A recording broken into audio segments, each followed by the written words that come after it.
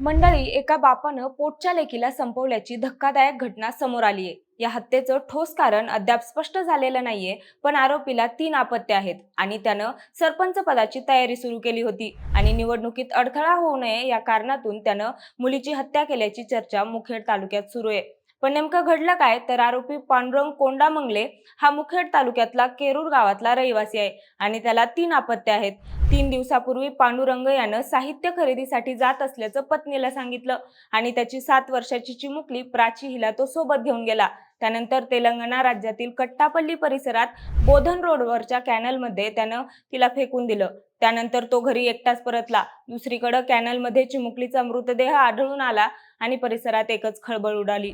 या घटनेची माहिती मिळताच तेलंगणा पोलिसांनी तपास सुरू केला। तसंच पुढील चौकशीत संशय बळावल्यानं 30 जानेवारीला तेलंगणा पोलिसांनी मुखेड शहरात येऊन पांडुरंग याला अटक केली। दरम्यान या घटनेनं परिसर हादरून गेलाय।